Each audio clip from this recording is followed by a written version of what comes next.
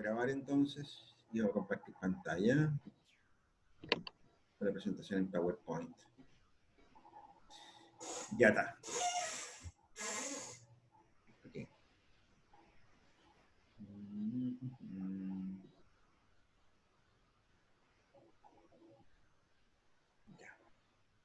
Ya.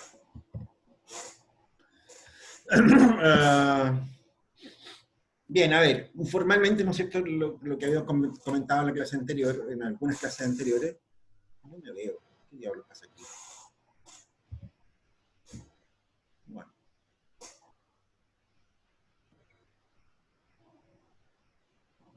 Ahí estamos, ya está. Lo que decía en la clase anterior, ¿no es cierto?, un poco los objetivos, ¿no es cierto?, de esta cosa de la evaluación social de proyectos va por este lado. ¿Ok? Se interesa, ¿no es cierto?, el desarrollo económico-social. Me imagino que en algunos cursos anteriores les habrán dicho que crecimiento no es lo mismo que desarrollo, etcétera, ¿no es cierto? Estamos hablando de desarrollo. ¿Ok? Los países más ricos no son necesariamente los países más desarrollados, y al revés. Los países más desarrollados no son necesariamente los países más ricos. ¿Okay? Y por tanto, estas dos cosas son como que van juntas, ¿no es cierto? Aunque no van necesariamente acompañadas. El criterio de desarrollo, qué tan civilizados somos como país, ¿no es cierto?, depende de más cosas incluso que las que están aquí, digamos, pero tienes, desde el punto de vista del Sistema Nacional de Inversiones, son estas las que interesan. El crecimiento económico por una parte, ¿no es cierto?, y la distribución del ingreso por otra. La distribución del ingreso, ¿no es cierto?, yo diría más bien es una cuestión que se usa el término, por eso lo tengo aquí. Pero en realidad se trata de otro tipo de cosas, ¿no es cierto? Es decir, se trata de asegurar ciertas condiciones mínimas, ¿no es cierto?, o máximas, equitativas, ¿no es cierto?, para una comunidad. Se trata de un país justo. Vamos a ver más adelante, ¿no es cierto?, que este concepto de justicia, ¿no es cierto?, es un concepto bien bastante discutible, ¿no es cierto? Y en ese sentido, ¿no es cierto?, hay como mucho paño de cortar, que no creo que sea el lugar como para discutirlo en detalle, ¿no es cierto?, pero tiene sentido que lo veamos a manera. No se trata entonces solo de generar mejores condiciones para el crecimiento en un país, sino que además también hay que asegurar ciertos niveles de bienestar, qué sé yo, de equidad distributiva, etc. Aquí está resumido como distribución de ingresos solamente para simplificar. ¿Ok? Vamos a ver, ¿no es cierto?, que el enfoque de derechos, por ejemplo, ¿no es cierto?, está muy presente en el Sistema Nacional de Inversiones, a través incluso de algunos criterios bien explícitos respecto a este asunto. Pero que en la práctica, ¿no es cierto?, van en esa dirección, asegurar una sociedad más justa, ¿no es cierto?, una sociedad más desarrollada en el sentido, ¿no es cierto?, de la capacidad, ¿no es cierto?, que tiene la comunidad de acoger modos de vida distintos, necesidades diferenciadas, ¿no es cierto?, de no dejar botado a nadie, etcétera, etcétera. Tema largo, no lo vamos a profundizar acá, pero tiene sentido que lo dejemos planteado, ¿no es cierto?, estos dos objetivos por lo menos como referencia al Sistema Nacional de Inversiones. Y un poco, ¿no es cierto?, partiendo por el tema del crecimiento, ¿no es cierto?, la primera pregunta que uno se tiene que hacer es, bueno, ¿de qué depende la tasa de crecimiento? Bueno, uno, ¿no es cierto?, un crecimiento desde el punto de vista neoclásico, ¿no es cierto?, si se quiere, te va a decir, ¿no es cierto?, que se me pierde la cosa esto ahí. Ya, ahí está. Desde el punto de vista neoclásico, ¿no es cierto?, el crecimiento, ¿no es cierto?, responde al capital y al trabajo, básicamente. ¿Todos ustedes hicieron macro 2 o no? ¿Quién no hay macro 2? Sí, profe, yo sí hice con usted. Tú hiciste macro 2, ¿no es cierto? Sí, con usted, profe.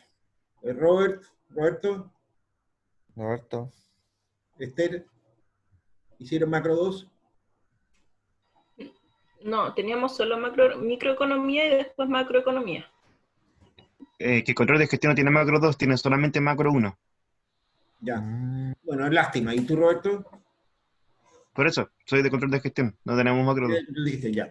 Bien, a ver, en ese curso, en Macro 2, ¿no es cierto?, se explora, se muestran, ¿no es cierto?, los modelos de desarrollo. Y ahí se hace una distinción, ¿no es cierto?, entre el modelo de desarrollo neoclásico, ¿no es cierto?, y los de crecimiento endógeno y otras cosas más. En general, ¿no es cierto?, en el modelo de crecimiento neoclásico, ¿no es cierto?, el crecimiento ocurre porque se acumula más capital. Lo que ocurre ahí, ¿no es cierto?, es que el stock de capital por persona, ¿no es cierto?, va aumentando en la medida que los países crecen.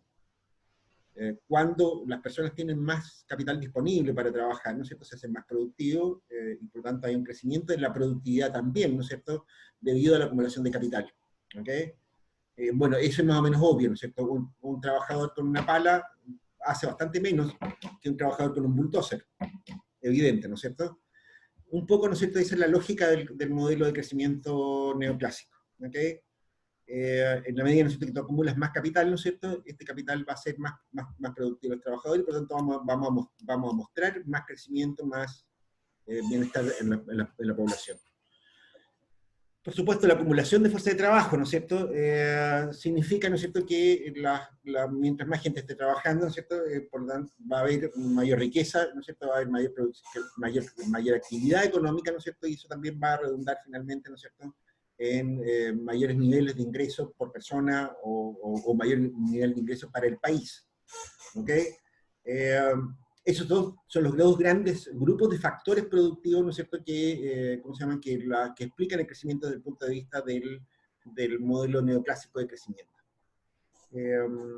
No quiero de nuevo entrar en muchos detalles en esta historia, pero yo supongo que esa explicación es lo suficientemente intuitiva, básica, clara, ¿no es cierto?, como para decir, mira, ya, ok, sabemos de qué se trata eso. Por cierto, quizás alguno de ustedes va a decir, bueno, y profe, ¿y qué pasa con la tecnología? Bueno, eso más bien desde el punto de vista del modelo neoclásico, de nuevo, ¿no es cierto?, es más bien la segunda patita. Y lo que llamamos el aumento de la eficiencia o productividad en el uso de factores. ¿Okay? Y aquí, bueno, en la productividad, ¿no es cierto?, del uso de factores, ¿no es cierto?, ahí es donde entra lo que se conoce como el modelo de crecimiento endógeno. Es decir, un cambio tecnológico, ¿no es cierto?, normalmente lo que hace, ¿no es cierto?, es hacer más eficiente, ¿no es cierto?, el trabajo de las personas. Ahora mismo, ¿no es cierto?, estamos haciendo clases a través de, ¿cómo se llama?, de videoconferencia, ¿no es cierto?, estamos haciendo un uso más óptimo, ¿no es cierto?, de los recursos, porque estamos ahorrando costos, entre otras cosas. Es más barato, ¿no es cierto?, usar una red de internet, ¿no es cierto?, que estar movilizándonos a una sala de clases, qué sé yo, en Socache, ¿no es cierto?, que nos juntemos ahí, que estemos ocupando metraje cuadrado, cosas de ese estilo, después de haber gastado recursos, ¿no es cierto?, en acudir a una sala de clase. En ese sentido, este tipo de tecnología, el uso de esta tecnología es más eficiente, ¿no es cierto?, y por lo tanto estamos haciendo un mejor uso de los factores productivos. Ustedes dirán, sí, pero el resultado no es el mismo. Efectivamente. Se trata, ¿no es cierto?, de que la eficiencia, ¿no es cierto?, es más eficiente, valga la redundancia, en la medida en que nosotros tengamos el mismo producto, cualitativa y cuantitativamente, pero con menos uso de recursos. ¿Ok? Por cierto, el cómo lograr esta segunda patita, lo que estamos hablando acá del aumento de la eficiencia o productividad de los factores, ¿no es cierto?, eso ya es un poquito más complejo, ¿no es cierto? El punto de vista neoclásico en este sentido es bastante escéptico, ¿no es cierto?, en el sentido de que en realidad estima de que en la medida en que hayan buenas prácticas, de que hayan innovaciones, de que hayan cambios técnicos, etcétera, no hay barreras para que ese tipo de cosas, ¿no es cierto?, se imiten, proliferen, se den en todas partes. Es decir, si esta cosa funciona, ¿no es cierto?, si es, por ejemplo, si esto de las clases online funciona, probablemente más adelante se va a generalizar. ¿Ok?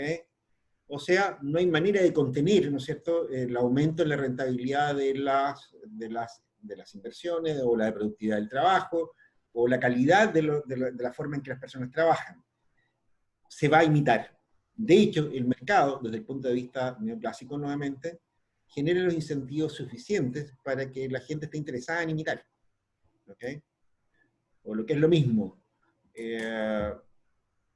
esto que estamos diciendo son solo ejemplos, esto puede verse en un montón de otras cosas más.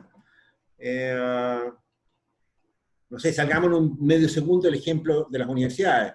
Las universidades sabemos que compiten por los estudiantes, entonces en la medida, ¿no es cierto?, en que tengamos clases, universidades haciendo mejores clases, eso va a atraer más estudiantes, qué sé yo qué. Pero eso también se da, qué sé yo, en cualquier contexto. Cuando ustedes eran muy chiquititos, ¿no es cierto?, sus papás, sus abuelos probablemente, ¿no es cierto?, qué sé yo, conocieron, no sé, los pollos. Comían pollo también igual que ustedes hoy día. Solo que los pollos de hace 30, 40, 50 años atrás, ¿no es cierto?, no eran iguales a los de hoy día. Hoy día usted está acostumbrado a un pollo muy limpiecito, gordo, que engorda muy rápido, que sé yo qué, que le gusta a todo el mundo. Hace 50 años atrás los pollos eran más bien flacos, de una carne más bien oscura, más o menos fuerte de sabor, se demoraron bastante tiempo en crecer, ¿no es cierto? Y no eran lo mismo que hoy día. ¿Ok? En la medida, ¿no es cierto?, que alguien desarrolló una variedad de pollo, el pollo broiler, por ejemplo, ¿no es cierto?, y en la medida en que tuvo éxito con su cambio tecnológico, ¿no es cierto?, mucha gente lo favoreció con sus compras, y eso hizo que sus competidores empezaran a hacer lo mismo. ¿Ok? Desde el punto de vista de la economía neoclásica, ¿no es cierto?, entonces, estos mecanismos que están acá abajo, ¿no es cierto?, estos que están acá, se me olvida que no me están viendo, en general, ¿no es cierto?, son mecanismos, ¿no es cierto?, que son imitados en los mercados. La competencia en los mercados hace que cualquier cambio favorable que se produzca, ¿no es cierto?, en la tecnología de producción, ¿no es cierto?, en la incorporación de capital o lo que fuera, ¿no es cierto?, se va a ir imitando y se va a ir generalizando solo. ¿Ok?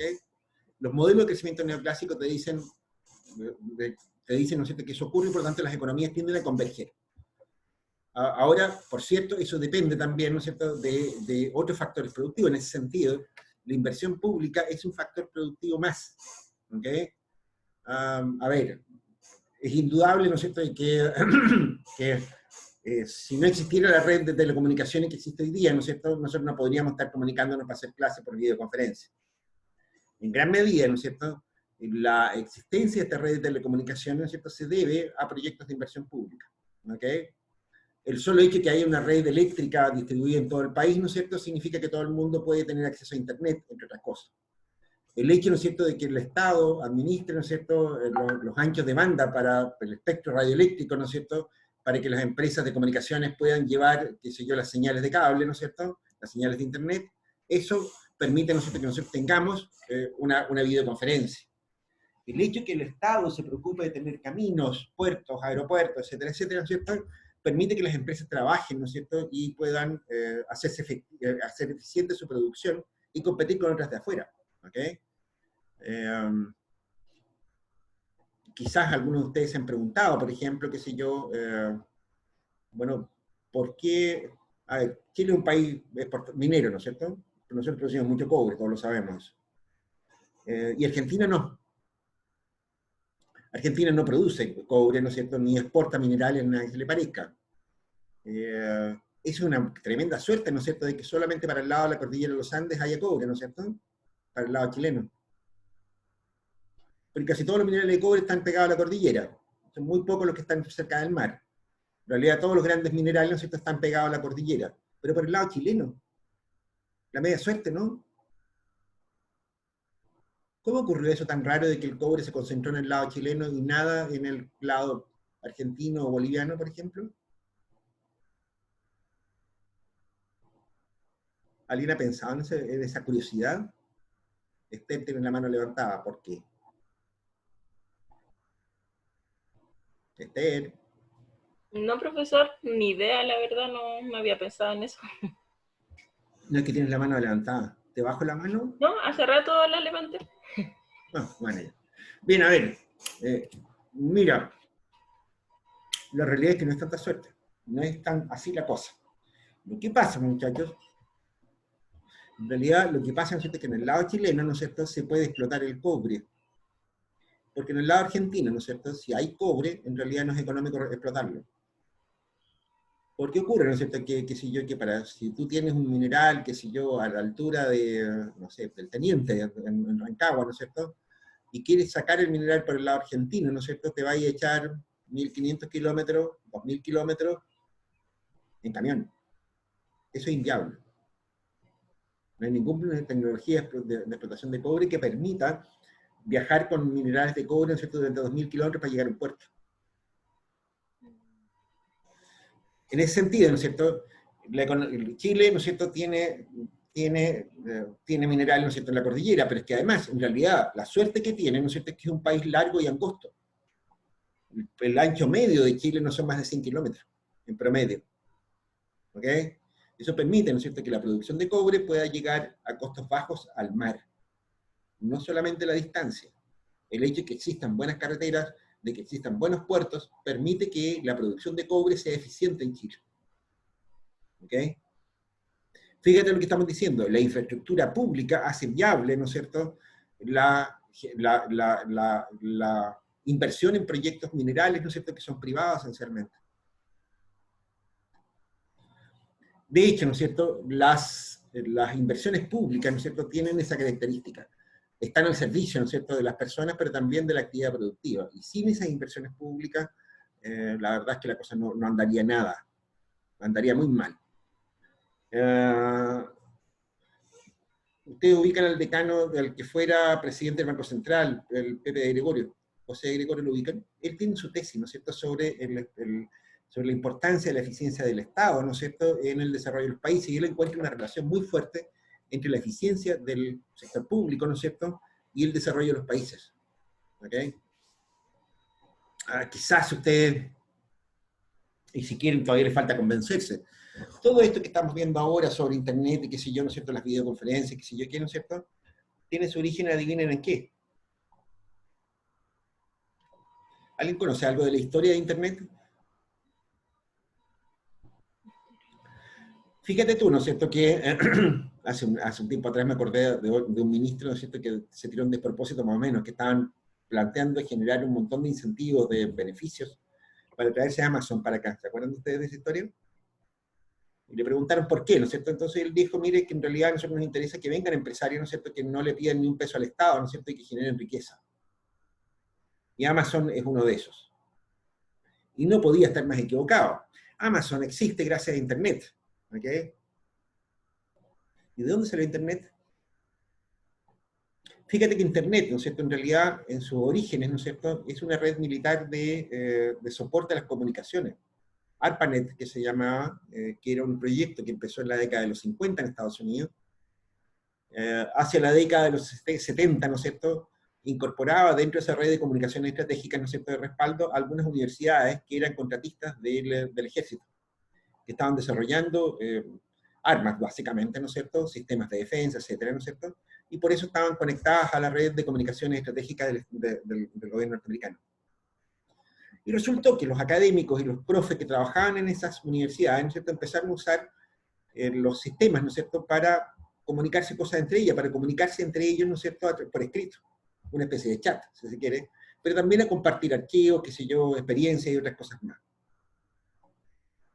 Con el correr del tiempo, ¿no es cierto?, se dieron cuenta, oh, sorpresa, eso puede ser muy entretenido.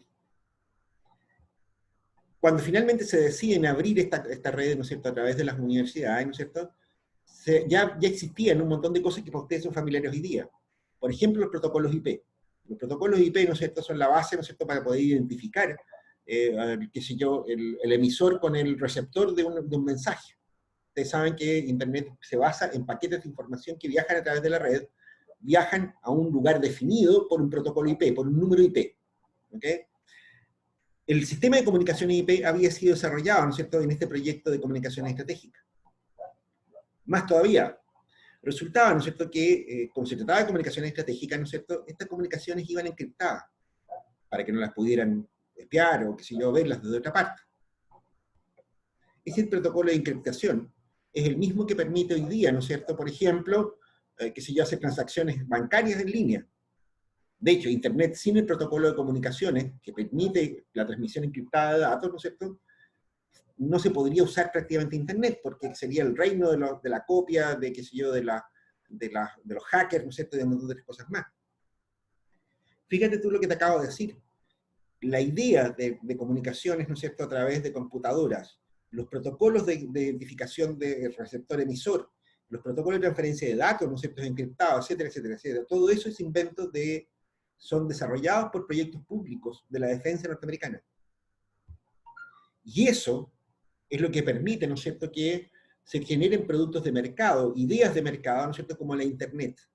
¿Ok? Bien, a ver, ese es solamente un ejemplo, ¿no es cierto?, de la importancia que tiene el Estado. Solamente eso, solo ejemplos. ¿Ok? Lo que interesa en este punto, ¿no es cierto?, es que es lo que tenemos aquí en pantalla. El aumento en la eficiencia de la productividad de los factores, ¿no es cierto?, la rentabilidad de la inversión, la productividad del trabajo, ¿no es cierto?, la calidad de las instituciones, ¿no es cierto?, son elementos, ¿no es cierto?, que permiten que, ¿cómo se llama?, que los países se desarrollen. Y son elementos tremendamente importantes, súper importantes. Me imagino que los ejemplos que ya dimos, ¿no es cierto?, son bastante claros, ¿no es cierto? Sin embargo, hay otros más. Aquí nosotros tenemos en la última línea una cuestión que llamamos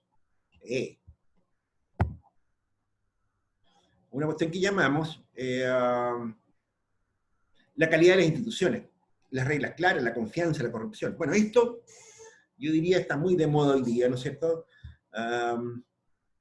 Ya se sabe, ¿no es cierto?, de que en realidad hay grandes regiones del mundo, ¿no es cierto?, que, a ver, hay un ejemplo muy bonito. Hay un libro de por qué crecen los países, por qué fallan los países, ¿no es cierto?, de Daniel Acemoglu y John Robinson, que parte mostrando un ejemplo. Cuenta la historia de Nogales. Nogales es un pueblo, es una ciudad, ¿no es cierto?, que está en la frontera entre Estados Unidos y México. En realidad está partido por la mitad. Al medio de Nogales está el Río Grande, ¿no es cierto?, y hay, por lo tanto, Nogales en Estados Unidos, y si tú cruzas el río, ¿no es cierto?, está Nogales, México. ¿Ok? Bueno, Nogales, Estados Unidos, ¿no es cierto?, es como una ciudad de Estados Unidos, ¿no es cierto?, que sé yo, con avenidas amplias, harta plata, ¿no es cierto?, que sé yo, mucha actividad económica, industrial, y qué sé yo qué. Y Nogales, México, ¿no es cierto?, es un típico pueblo mexicano, donde hay muchísima pobreza, narcotráfico, delincuencia, ¿no es cierto?, calles para que te cuento, ¿no es cierto?, poca infraestructura, todo pasando. Daniel Acemoglu, ¿no es cierto?, Acemoglu y Robinson, ¿no es cierto?, se parten preguntándose, bueno, ¿qué hace la diferencia?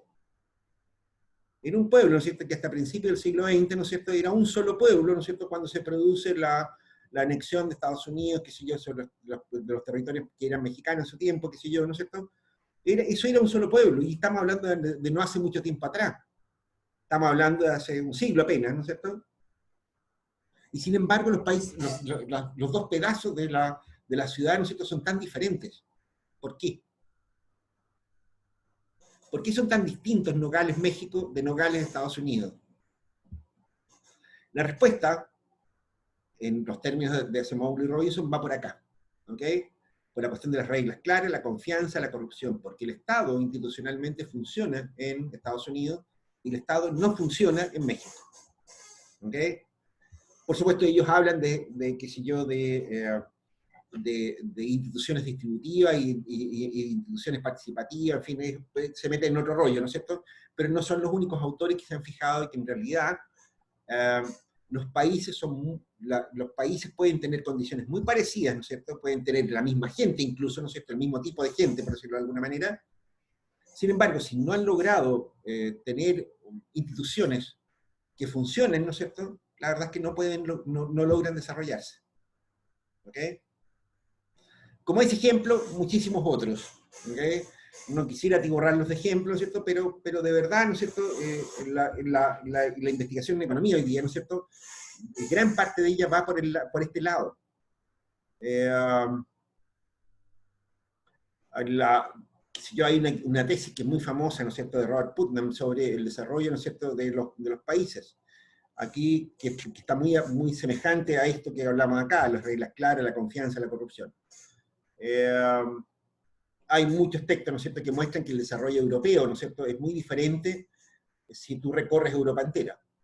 De hecho, ¿no es cierto?, que si ustedes van a Italia, por ejemplo, se van a encontrar con que el norte italiano, ¿no es cierto?, cercano a la frontera con Suiza, ¿no es cierto?, es una zona de muy alto desarrollo, ¿no es cierto?, que se parece de hecho mucho a Suiza. Ahí están, qué sé yo, las grandes empresas italianas, ¿no es cierto?, ahí está Fiat, está, qué sé yo, en fin, están todas las grandes empresas italianas, ¿no es cierto?, que además trabajan mucho en las industrias creativas y ese tipo de cosas.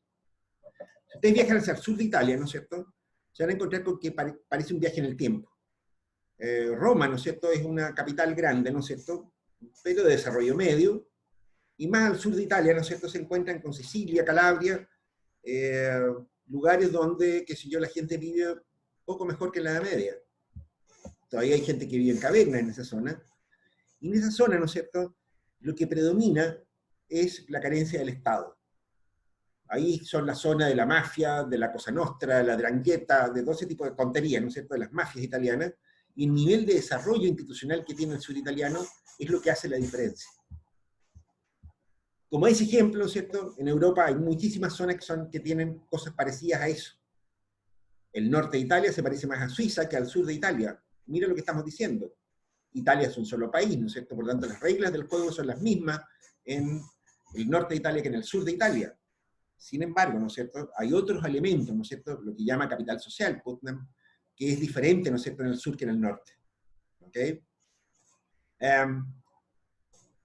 Las diferencias, ¿no es cierto?, en la tecnología de Putnam tienen que ver con cosas como estas que están acá, con la confianza, ¿no es cierto?, entre las personas, con la calidad de los contratos, ¿no es cierto?, con el respeto a la propiedad privada, con una serie de cosas de ese estilo, ¿no es cierto?, que hacen que una economía funcione de verdad. ¿Ok? En otros casos, no funciona nada. ¿Estamos? Como les digo, estos tres grupos de cosas que están acá abajo, ¿no es cierto?, son un poco el tema de estudio, ¿no es cierto?, de lo que se ha dado a llamar, ¿no es cierto?, el crecimiento endógeno, ¿okay?, en economía, que tiene varios premios Nobel a todo esto, ¿no es cierto?, que si yo tiene a Robert Lucas, ¿no es cierto?, que si yo a Paul Romer, a Paul Krugman, ¿no es cierto?, varios otros autores, ¿no es cierto?, que trabajan sobre este tipo de temas, sobre la importancia, sobre cómo incide, ¿no es cierto?, el desarrollo institucional de las relaciones entre las personas, ¿no es cierto?, en el crecimiento y en el desarrollo de los países. Que, por cierto, también deberíamos invitarlas o podríamos trabajarlas dentro del contexto del Sistema Nacional de Inversión. ¿Ok? ¿Estamos claros en eso, muchachos? ¿Sí? Bien. Temazo. Temazo que desafortunadamente, ¿no es cierto?, lo vamos a ver, o sea, para los que hagan macro 2, ¿no es cierto?, lo van a ver con más detalle. Los demás, los lamento por ello, ¿no es cierto?, tenemos algunas dificultades ahí para conversar sobre esos temas, porque deberíamos ir más a la papa, ¿no? Aquí hay como si se quiere, un esquema gráfico, ¿no es cierto?, una especie de cadena de valor, ¿no es cierto?, de por qué, en qué sentido van las cosas. Más inversión, lo que habíamos comentado, más capital por persona, ¿no es cierto?, lleva también a veces, ¿no es cierto?, a mejor calidad de la inversión, a mayor rentabilidad, a un crecimiento económico. El incremento de la fuerza laboral y el empleo aumenta la productividad del trabajo. Y sobre todo el desarrollo tecnológico e institucional también llevan al crecimiento económico, al crecimiento económico. Ojo, no confundir desarrollo con crecimiento. Quizás aquí aparezca algunas incomodidades. Me acabo de fijar, ¿no es cierto?, de que, bueno, me acabo de acordar, ¿no es cierto?, que esta misma transparencia, ¿no es cierto?, la he presentado en otros lados, y me han preguntado a los alumnos, que deben estar más despiertos que ustedes, pero ¿cómo es eso, ¿no es cierto?, el incremento de la fuerza laboral y el empleo, ¿cómo que conduce al crecimiento económico? Algunos dirán, bueno, ¿y por qué Estados Unidos está echando a los inmigrantes? ¿Por qué en Chile, ¿no es cierto?, existe alta resistencia a los inmigrantes? ¿No era que el incremento de la fuerza laboral ayudaba al crecimiento? Lo repregunto, devuelvo la pregunta. ¿Cómo estamos con esa pregunta? ¿Roberto? ¿Esther? ¿Víctor? ¿Alguna idea? ¿Ninguna idea? Bien, a ver, en realidad la cuestión tiene dos respuestas. ¿Okay? La respuesta 1, ¿no es cierto?, es que, cuidado, ¿no es cierto?, estamos hablando de crecimiento económico, no necesariamente crecimiento per cápita. ¿Okay? Las economías crecen cuando hay más gente, pero cada persona, si tiene un crecimiento demasiado rápido, puede ocurrir que aunque la economía crezca, ¿no es cierto?, si la economía crece menos que lo que crece la fuerza de trabajo, la gente se está haciendo más pobre. ¿Okay? Puede ocurrir. no estamos diciendo nada inconsistente, eso es lo que quiero decir. Lo segundo que ocurre, ¿no es cierto?, es que esto en gran Profe, medida disculpe. depende de la velocidad con que se haga. Profe, ¿podría explicar primero lo que explicó al principio? O sea, lo que explicó antes. ¿Qué cosa? Eso de que estamos hablando de crecimiento y no de crecimiento per cápita. Claro, exactamente. La primera respuesta que usted dijo que había dos respuestas, explicó la primera. La primera, lo que decíamos recién, cuidado con esto, estamos Sí. hablando de crecimiento económico, ¿no es cierto? No estamos hablando de crecimiento per cápita. ¿Ya? Hay cierto consenso, ¿no es cierto?, en considerar que en realidad las economías son más desarrolladas cuando hay mayor nivel de ingreso por persona. Ejemplo, nosotros somos una economía... ¿qué pasó, Esther? Profesor, es que yo no entendí la pregunta en realidad. No sé si la puede explicar mejor. La pregunta para esas dos respuestas que iba a decir. No, yo dije, ¿no es cierto?, simplemente que lo que se observa hoy día es que hay cierta resistencia, por ejemplo, a la migración. Estados Unidos, ¿no es cierto?, que sé yo, se está peleando por dejar afuera a los inmigrantes, por echar a los inmigrantes, qué sé yo, por ese tipo de cosas, ¿no? Ustedes lo saben. Pero me imagino que han visto las noticias que en Estados Unidos eligieron un genio que se llama Donald Trump, ¿no es cierto?, que él no quiere tener más inmigrantes, que le caen mal los mexicanos, que sí, que los encuentra feo o algo. En Chile mismo, ¿no es cierto?, hay una resistencia fuerte, evidente, ¿no es cierto?, a la mano de obra migrante. ¿No es así? Aquí se habla casi con asco de los venezolanos, de los colombianos, y otras cosas por el estilo. Y si tú lo apretas un poco a la gente, te va a decir, mira, lo que pasa es que esa gente viene a robarle la pega a los trabajadores chilenos, y qué sé yo qué. Claro. ¿O no? Sí, así Está más pasa. claro, ¿no es cierto? Es la realidad. Es la realidad, ¿no es cierto? Lo que yo estoy diciendo con esto, ¿no es cierto?, es cuidado. Más allá, ¿no es cierto?, de las tonterías que se digan por los medios de comunicación o qué sé yo, por las redes sociales, esto tiene cierto sentido. Hay dos respuestas para esto, dijimos hace un rato atrás. Lo primero, cuando estamos hablando de crecimiento económico, estamos hablando de crecimiento de un país. ¿Okay? Eso no significa, ¿no es cierto?, que el país, que las personas dentro del país sean más ricas. Si el crecimiento de la población, ojo lo que le voy a decir ahí, si el crecimiento de la población es mayor que el crecimiento del país, significa que las personas están siendo más pobres. Sí. Obvio, ¿no es cierto? Claro, el crecimiento de la población, si que el crecimiento de la población es mayor que el crecimiento del país, hay más pobreza, claro. Exactamente, ¿no es cierto? O sea, lo que Claro. estamos diciendo con eso, ¿no es cierto?, que si bien la actividad económica aumenta, en realidad, como la gente está aumentando a un ritmo mayor, ¿no es cierto?, la gente, ¿no es cierto?, está recibiendo menos ingresos, ¿no es cierto?, en la medida en que el país mantiene esa tasa de crecimiento de la población. Reitero, Víctor, tú estuviste en Macro 2, ¿no es cierto?, y sabéis lo que significa esto, ¿no es cierto?, que en general, ¿no es cierto?, hasta los años 70 incluso se pensaba que los países con tasas de crecimiento de la población muy altos iban a tener... Mayor crecimiento. y en general iban a alcanzar tasas de crecimiento en estado estacionario más bajas. De hecho, en la década de los 60 y 70, ¿no es cierto?, se implementaron en todo el mundo subdesarrollado programas de control de natalidad justamente por esta razón. ¿Ok? Claro. Nada de raro, muchachos. O sea, lo primero, ¿no es cierto?, que estamos haciendo referencia al crecimiento económico y no al crecimiento per cápita. 2 puntos. Fíjense ustedes, ¿no es cierto?, y qué sé yo, que por ejemplo, Chile es un país relativamente importante dentro del contexto económico, ¿no es cierto?, en términos económicos. Chile es una economía de alrededor de unos 300.000 millones de dólares al año, ¿no es cierto?, de PIB, ¿no es cierto? Eso nos sitúa a la altura de Israel, por ejemplo. Solo que los israelíes, ¿no es cierto?, son bastante menos que los chilenos. Por lo tanto, ¿no es cierto?, el ingreso por persona de un israelí, ¿no es cierto?, es mucho mayor que el de un chileno. Claro. ¿Okay? A pesar de que en tamaño económico los dos países sean parecidos. ¿Ok? Claro. Porque la diferencia está en que Israel es el país más chiquitito, en comparación de Chile. Es un país con menos población. De hecho, ¿no es Claro. cierto?, por ejemplo, que si yo, la economía peruana es también parecida a la chilena, más o menos el mismo nivel de producto. La economía peruana también está en el orden de los 300.000 millones de dólares al año. Solo que los peruanos son un 50% más que los chilenos. Los Chilenos son alrededor de 30 millones de personas, ¿no es cierto? Y nosotros somos apenas 18. Por lo tanto, ¿no es cierto?, el ingreso por persona en Perú, ¿no es cierto?, es mucho más bajo que el chileno.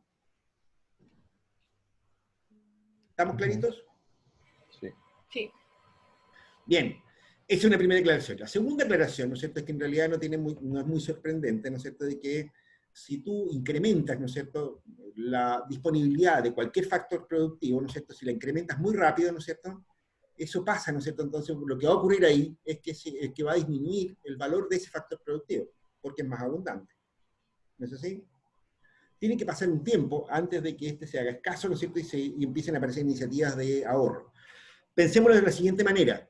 En Arica no hay mucha agua, ¿no es cierto? Supongamos que por el cambio climático, ¿no es cierto?, Arica sea una ciudad donde el agua abunde. ¿Qué es lo que va a ocurrir con el precio del agua?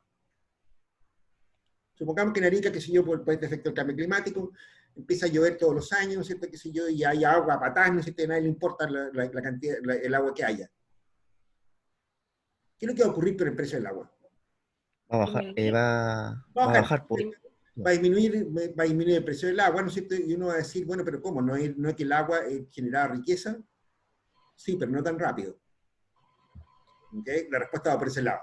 O sea, efectivamente el problema, ¿no es cierto?, es que con los procesos, el problema que hay con los procesos migratorios, ¿no es cierto?, muchas veces es más bien la velocidad en que se producen. La velocidad es demasiado alta, ¿no es cierto?, muchas veces como para poder absorberlos, ¿no es cierto?, apropiadamente dentro de la actividad económica de un país.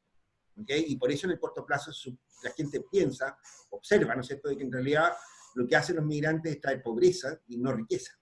¿Okay? ¿Queda claro el problema?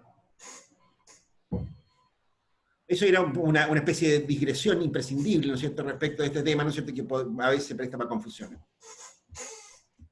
¿Estamos claros en esa parte, muchachos?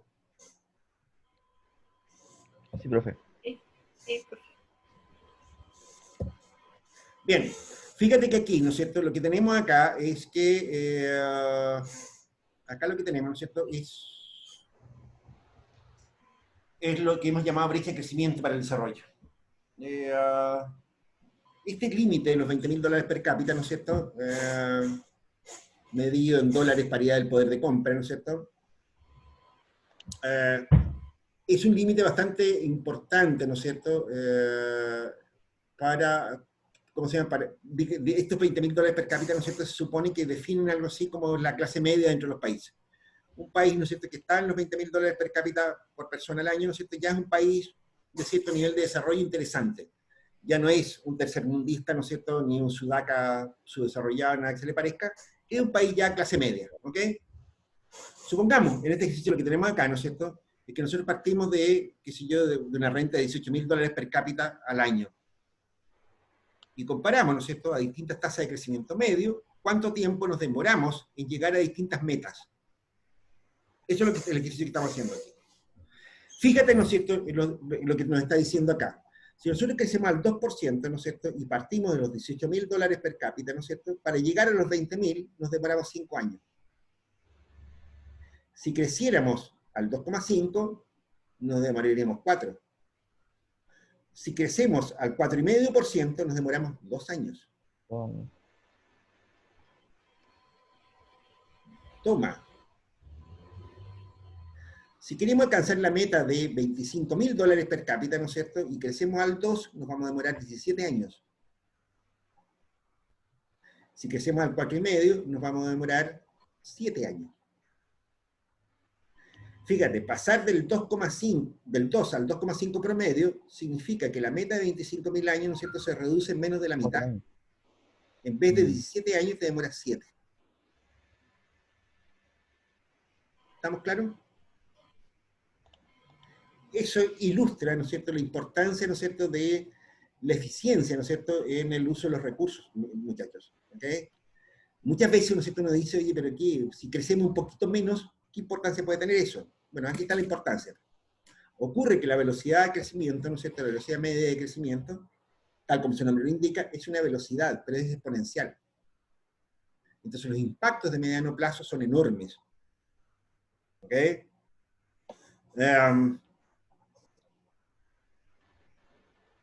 En otros cursos, ¿cierto?, yo he hecho otro tipo de comparaciones, qué sé yo, en la comparación entre Estados Unidos y China, qué sé yo, ¿no es cierto?, y un montón de otras cosas más, ¿no es cierto? Lo que me interesa, ¿no es cierto?, es dejar claro esto. Muchachos, la tasa de crecimiento, lo que nosotros hagamos por mejorar la tasa de crecimiento, tiene una importancia central. Es súper importante, ¿no es cierto?, para alcanzar los niveles de desarrollo que nosotros queremos conseguir. ¿Ok? Y por lo tanto, cualquier cosa que nosotros hagamos, ¿no es cierto?, por mejorar la tasa de crecimiento de una economía, ¿no es cierto?, tiene compensaciones muy visibles. ¿Ok? Bueno, de hecho, ustedes comprenderán, ¿no es cierto?, la angustia de gobernantes, ¿no es cierto?, que digan, oye, ¿sabes que estamos creciendo al 2? Para pasar, ¿no es cierto?, hoy día estamos aquí entre medio, estamos entre los 20 y los 25 mil dólares per cápita al año, ¿no es cierto? Si nosotros queremos alcanzar una meta como esta, nos vamos a durar 20 años más, ¿te das cuenta? O sea, de verdad, ¿no es cierto?, es importante, ¿no es cierto?, que nosotros hagamos, intentemos hacer todo lo que podamos, lo que tengamos al alcance, ¿no es cierto?, para obtener tasas de crecimiento más altas. Esa es la respuesta, ¿no es cierto?, a muchas de las inquietudes socioeconómicas que tiene un país. La tasa de crecimiento, la tasa de crecimiento. Y eso es la asignación eficiente de recursos. ¿Estamos?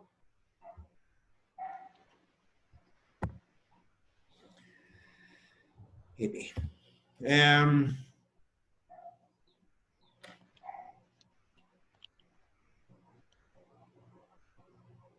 este esquema, ¿no es cierto?, estamos intentando, ¿no es cierto?, separar un par de cosas, ¿no es cierto? La inversión, ¿no es cierto? Aquí lo que estamos haciendo, ¿no es cierto?, es ver cómo influye la inversión. La inversión, ¿no es cierto?, y en esto no hacemos diferencia entre la inversión pública o la privada, ¿no es cierto?, son un medio para alcanzar objetivos de crecimiento y desarrollo a través de dos vías distintas. Uno, la cantidad, de nuevo, el crecimiento neoclásico, ¿ok? Mientras más capital tengamos por persona, ¿no es cierto?, las personas van a ser más productivas, eso no cabe la menor duda, ¿ok? Hay un video que circula en redes sociales, ¿no es cierto?, sobre cómo, que un video que se hizo en la década de los 40 en Estados Unidos, ¿no es cierto?, en que explicaban por qué los trabajadores americanos eran mucho más productivos, y la respuesta era por la disponibilidad de capital. ¿Ok? O sea,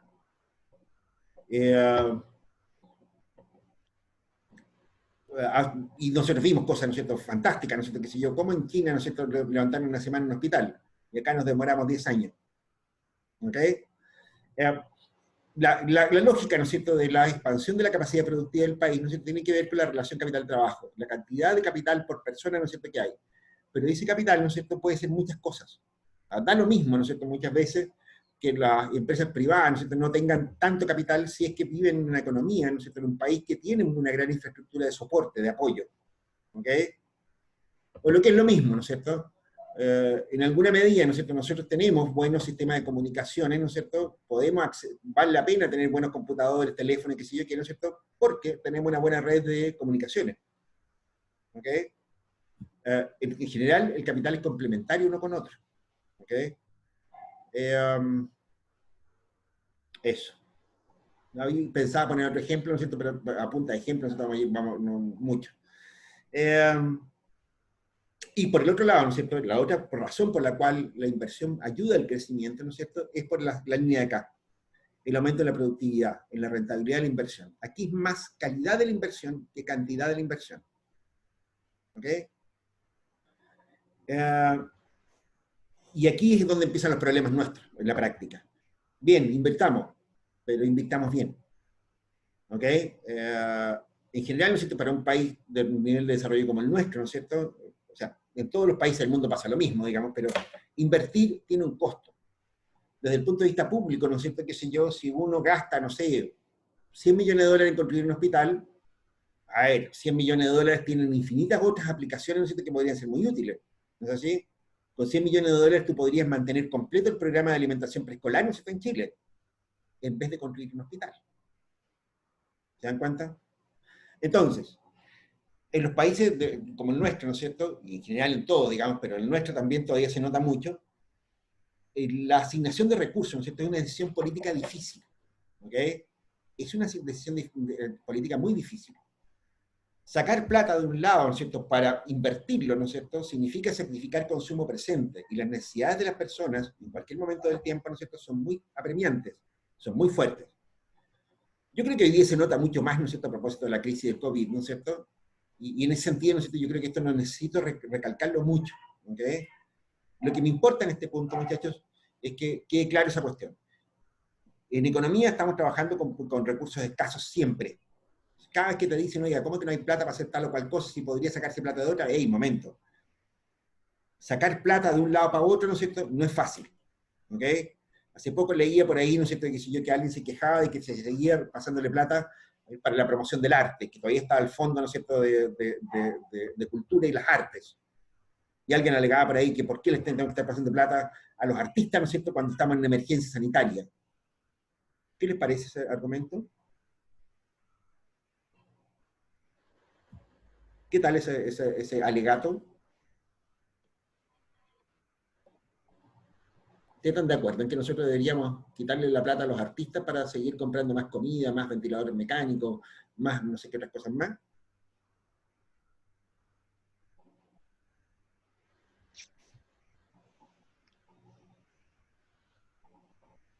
¿O está muy dura la pregunta, muchachos?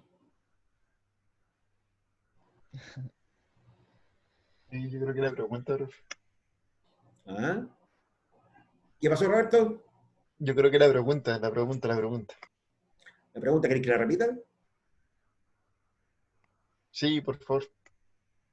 No, les pregunto, ¿no es cierto?, si ustedes estarían de acuerdo, ¿no es cierto?, en realidad en que nosotros deberíamos eliminar, qué sé yo, el fondo de artes, por ejemplo, ¿no es cierto? ¿Para qué queremos artistas tocando cornetas o, qué sé yo, música, o pintando, haciendo cosas de ese estilo cuando estamos en medio de una emergencia sanitaria? Es una tontería, ¿no?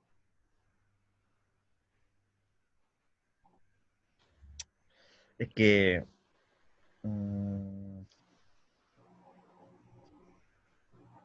Complicada la pregunta. claro, complicar la pregunta porque, o sea, lógicamente si a nosotros nos afectara directamente, si estuviéramos metidos en el tema de la arte y todas esas cosas, obviamente diríamos que no. Pero si Sí. usted me pregunta, yo diría que no correspondería, claro. Que no sería. O sea, si yo no soy artista, no sé para qué me pregunto. Oye, a ver, ups, tarde, 5:20. A ver, ¿qué es lo que sigue después de esto? Déjame ver.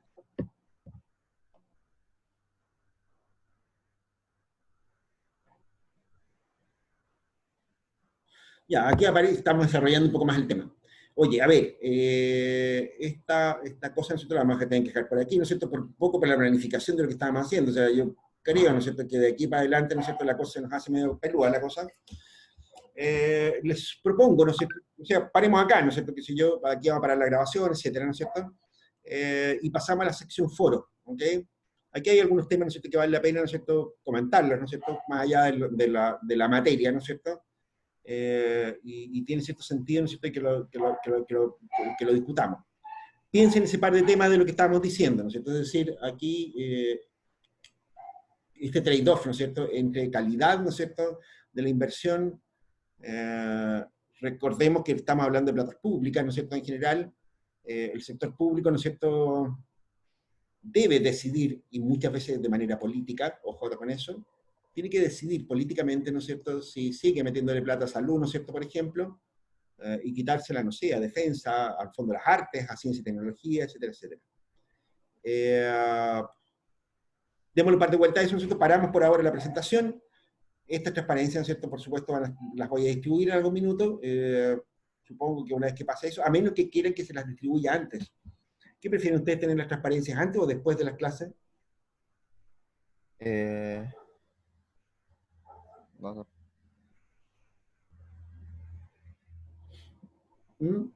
Pregunto eso directamente. no, profe, a mí en lo personal me da igual, es como a usted se le haga más sencillo nomás, No, y no se le es un acomode. problema mío. Lo que pasa, ¿no es cierto?, que yo tengo la impresión, por lo que he visto, ¿no es cierto?, que cuando uno entrega las transparencias antes, los PowerPoint, ¿no es cierto?, como que la gente tiende a pensar como que tiene la materia, y como que estudia menos, Claro, como que no falta más a clase, hace cosas como esa. Por eso es que a mí me parece que una buena práctica, ¿no es cierto?, es entregarlas después. Es un material de estudio, de respaldo. ¿Te das cuenta? Eso, vamos a tener la grabación ahora.